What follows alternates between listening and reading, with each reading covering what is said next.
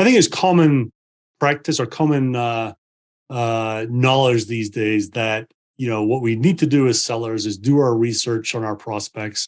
You should never walk into a first meeting with someone and almost ask the question, what do you guys do? So that there's always this premium on do your research so that you're relevant for the prospects that you work with, right? And I think oftentimes, though, what happens at this point is, you're left to just figure out what do your research really means. And some people's idea of what research is and other people's idea of research is going to be very different.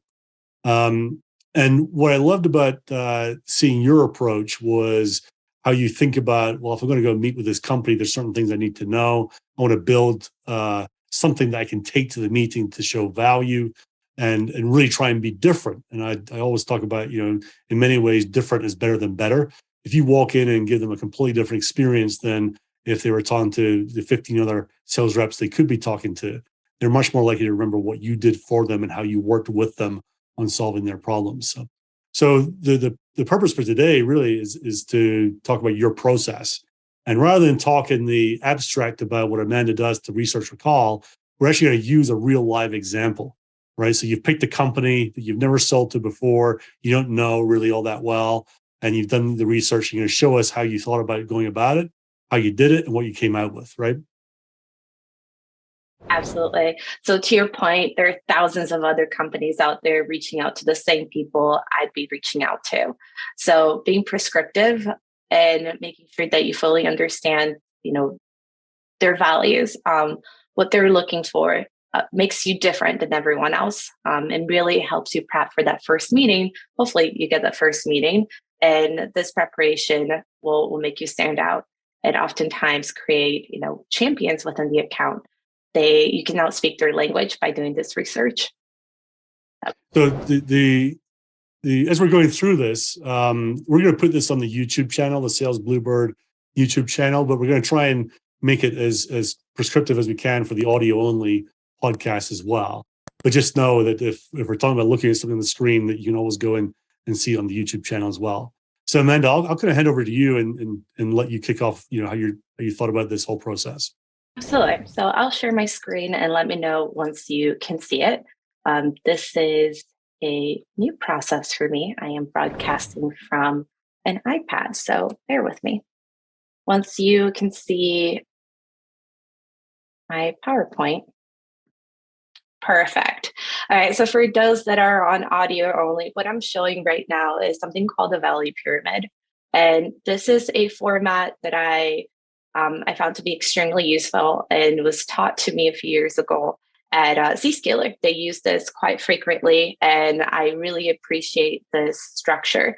I wasn't familiar with this before, and once I got the hang of it and how valuable this is, it's now part of my process. And I do this for every company that I target, every company that fits the customer profile of the solution that I'm selling. And this makes me a lot more comfortable when I speak to a CISO, a CIO, any sort of leader within that organization, because now I fully understand what they're looking for. How do they make decisions for investment? And, since I'm selling security, what are some of the challenges that they may have? How do I solve those challenges for them? So the purpose of a value pyramid is to align with the ultimate corporate vision for that company, what their strategies are, what they do for those strategies, what those strategies create as far as risks and capabilities. And then last but not least, how you align with them. So everything that you create here should support the following line. So you want to be very prescriptive in this approach. You don't want to just find a ton of information out there that kind of aligns with what you're selling and then really dilute your message. So in this case, for Yellow, I found that their motto right now, their core provision is one journey, one team, one Yellow. They are going through a journey of merging their 4 subsidiaries under the Yellow umbrella. So by Q3 of 2023, they have a 3-phase approach of bringing all of these subsidiaries together, rebranding, and then relaunching them.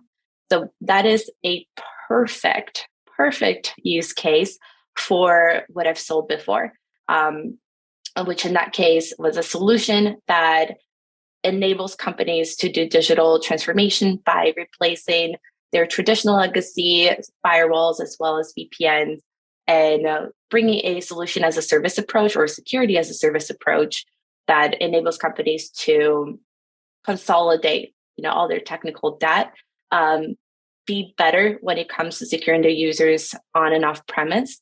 And then one step above that is creating that digital transformation that enables them for the future. So I found that this one journey, one team, one yellow model really aligns with what I was selling.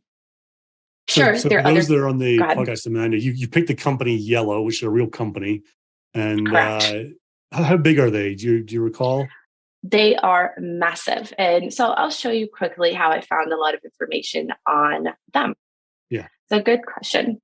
So the first thing I do, simple Google search. Let's go on their website.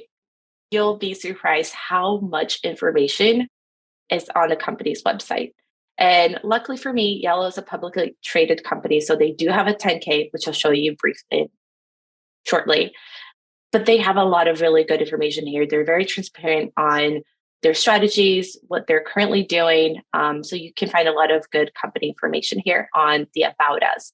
Yellow has about 30,000 employees, and they have a massive network of contractors. They are a truckload carrier. They do freight and logistics. So they have a pretty diverse portfolio of services. So they have a pretty big workforce, which is a phenomenal company if you're trying to sell security into. They have, bring your own devices. They have contractors, they have multiple locations, and they have an always changing and growing industry, as well as a big merger. Now, how do you help them do that? That's a huge undertaking for a lot of companies today, is to merge, especially for different subsidiaries, and they all have their own infrastructure. How do you bring it under one? So that is a great thing, because that is also their corporate vision, and ultimately what I'm selling, right? Is to create that one really proactive infrastructure that enables them to be successful. So the About Me, great resource. Go on here, read everything, and just by knowing a little bit about the company goes a long way. You'd be surprised how often I talk to CISOs, executives, and they're like, wow, how do you know that? Oh my gosh, how do you know our corporate font? And really easy. If you go to investor relations, you can find a lot of their PowerPoints, because they, especially as a publicly traded company, they have to post them. So you can find their font, their company logo, their colors, and now you can use them to present. And a lot of this information that I put together, ultimately, you want your champion to do that internal selling for you. So if your information looks like their information, they're more likely to use it. So keep that in mind. But I like that. So you take their brand palette and fonts and all the rest of it, use those in your what you give them in the deck, so that when he or she shares internally, it looks like it's an internal document almost. Yes, it looks like they built it themselves. And oftentimes, companies that I've talked to, that I've done this exercise with, have used all this information that we put together to then discuss it internally and help us make a case for, why do they need the solution that I'm selling? And it really makes you become a trusted advisor to them. Yep. And a champion for them as well. So cool. Speak their language.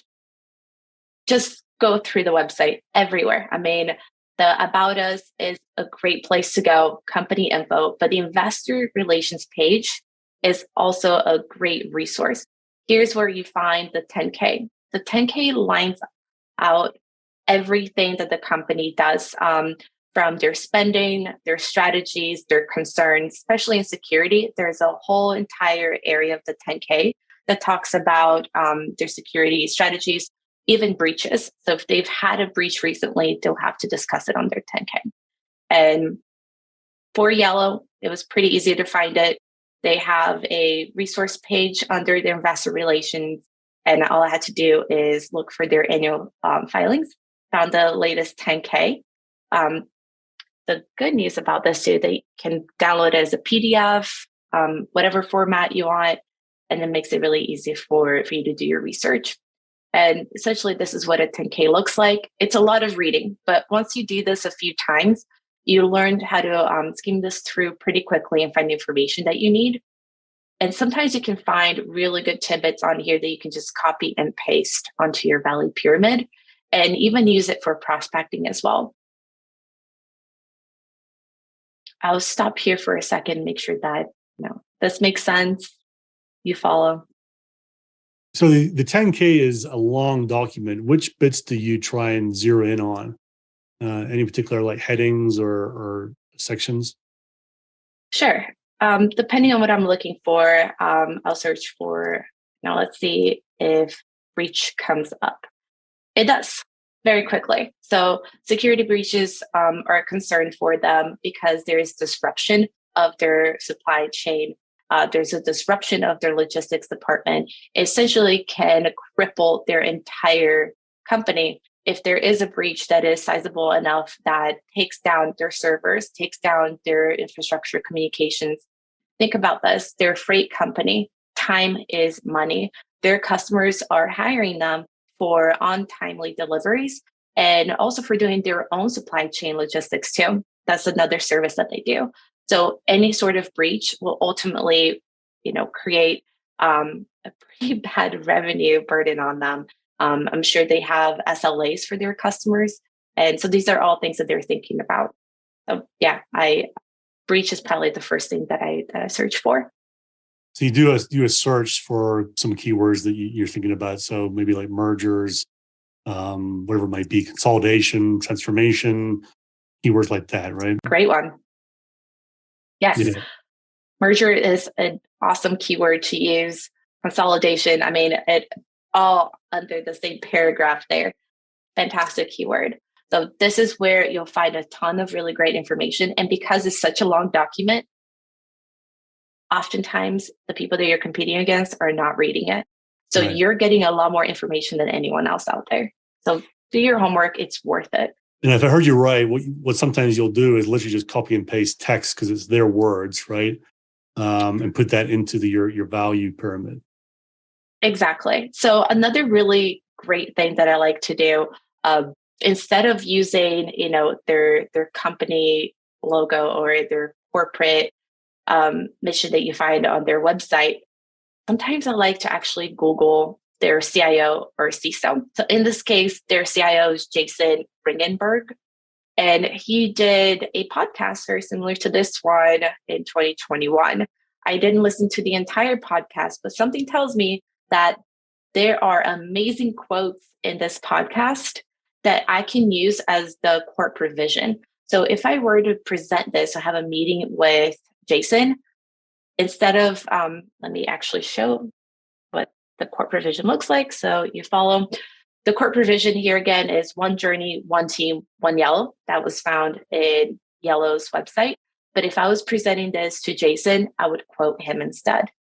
They love it. They appreciate it. It means that they're being heard. I've done my due diligence and I'm not wasting his time, especially if I'm aligning with something that he has said verbatim that is important to him and that it aligns with what my product does.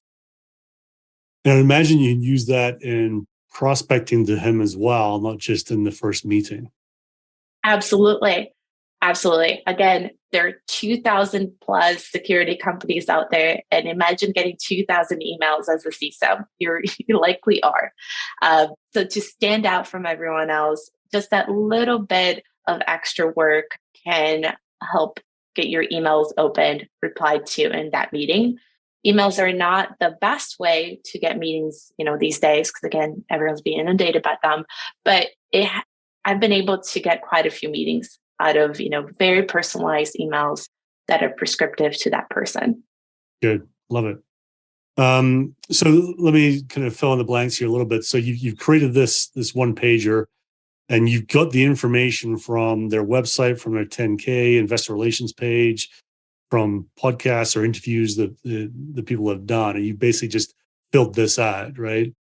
And then how do you use this then? What's your way of using this in a meeting?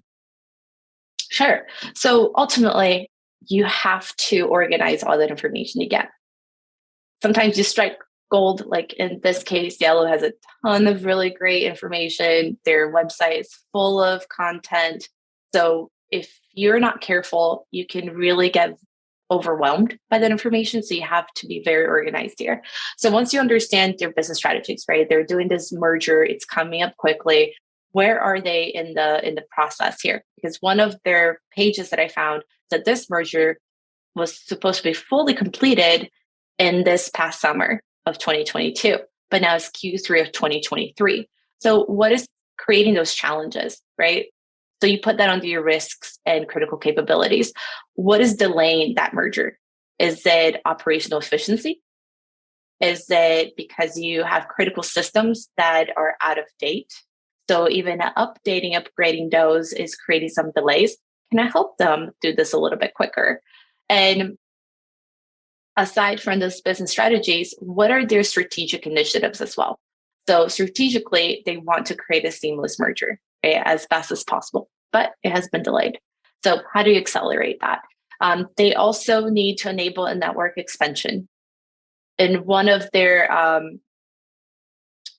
researches that I did, I think it was on their website or on LinkedIn, which by the way, the news and media part of the website or on LinkedIn has a ton of really great blogs that these companies release. It also has Bloomberg, it has all these other resources that are writing about that company. So you can get a lot of information that they are trying to create an expansion because they've lost out a couple of their, I want to say leadership, but they've been a leader in the freight industry for a long time, but there's a ton of competition right now. There are private hires. There are really large customers that used to contract them. They're now doing some of this logistics on their own. So for them to expand not just workforce, but services is a strategic initiative. How can I enable them to do that quickly so they can maintain leadership? And everything that you put up here has to also align with the risk, right? And so so the way that you structure how you present this is that you come up with, I understand that Yellow is going through this merger. You build that story, you build why those business strategies are so important, because strategically they have to act on them, and this is how they're acting on them. But then those actions are resulting into a couple of critical issues because they don't have the right infrastructure. They need to support BYOD and work from everywhere now with the pandemic and with their expansion, but their existing infrastructure is not equipped to handle BYOD or different level of users. And then last but not least, how do you help them? How do you solve these challenges and support their corporate vision, their business strategies, and their strategic initiatives? You align them with what your company does. What is your solution for them? And that's how you present it. Oftentimes, I'll be honest, I don't present this slide. If you present this slide, it just kind of looks wordy, right? You have to build a story. And this slide should be mostly for you to make sure that you have an understanding of what's happening. You don't lose track of your thought and of your pitch. But sometimes I'll also rework the slide to look more presentable. Mm-hmm. Okay, so I'll break them down into different sections of a slide and then build that story and end it with, this is how we help you. Got it. And this should be always changing. By the time that you close your deal, this should be completely different than your version one. Every time you get new information about your conversations there, you get better alignment. You understand what their keywords are. Maybe they don't say zero trust, right? They say adaptive trust instead, or they say something else. So once you get more information that is personalized, you change this, and then you present it at the end of your deal. And that's how you make the case for why you. I was going to say that I imagine that one of the things people might be concerned about is, at the end of the day, there's only so much you can learn about the company before you go meet them, right? And whether what you're going to tell them, here's what I've learned, is all wrong.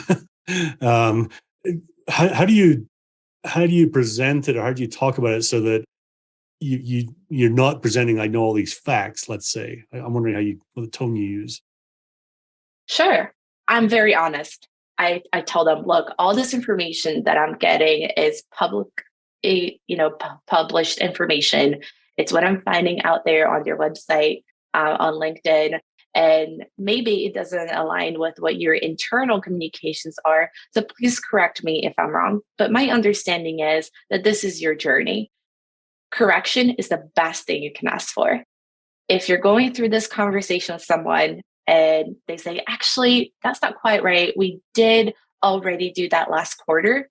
Fantastic. That is true. So, what is next for you now that Right. this is done? What is phase 3, 4, 5?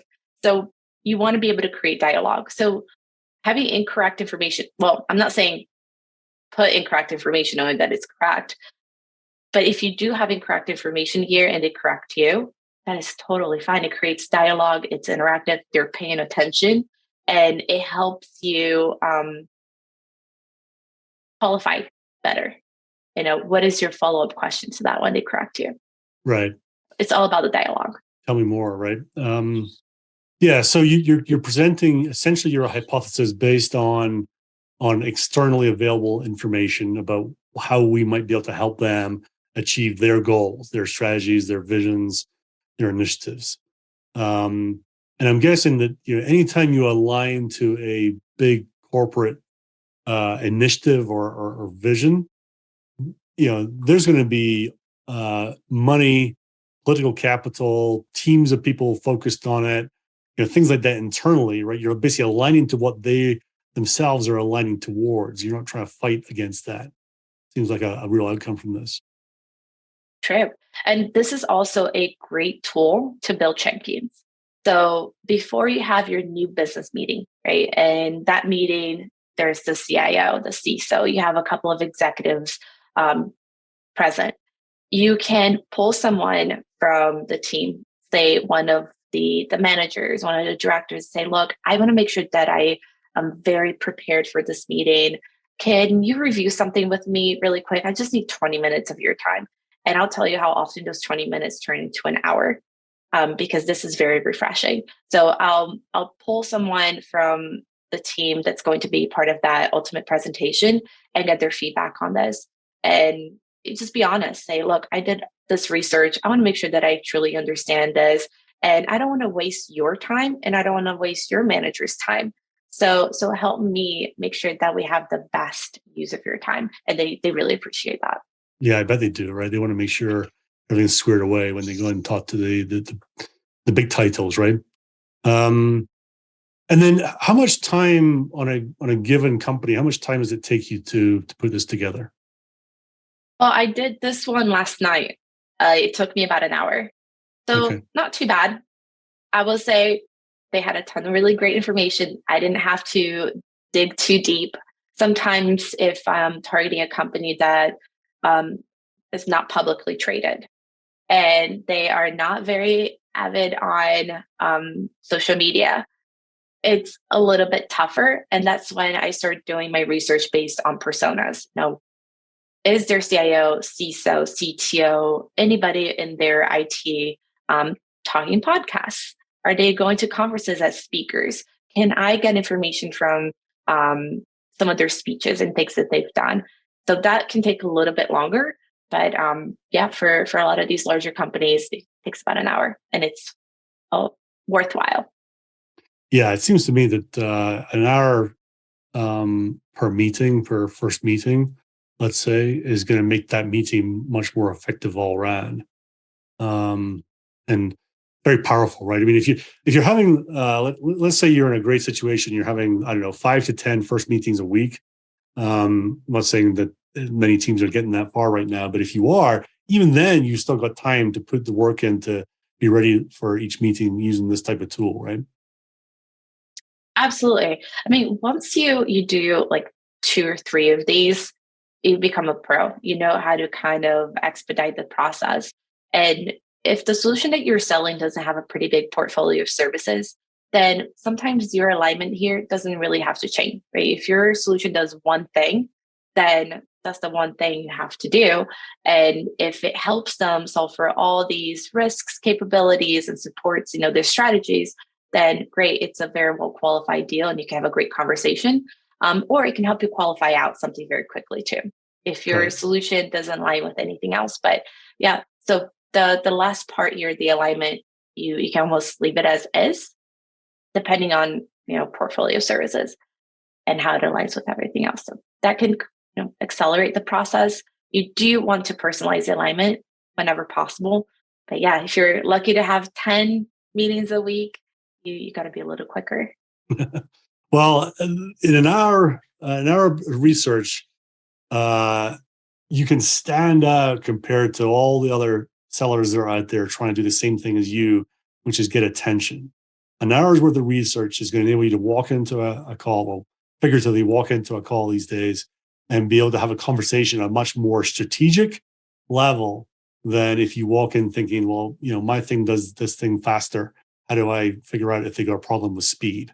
And the way that I think about it, Amanda, is anytime you align to big company initiatives, usually deal sizes are bigger, things go faster, more senior people are involved, political capital's involved. People want you to succeed because you're actually helping them succeed on how they're being measured and how the company is trying to develop and advance as well. It's such a powerful way to do that. So I appreciate you joining us today.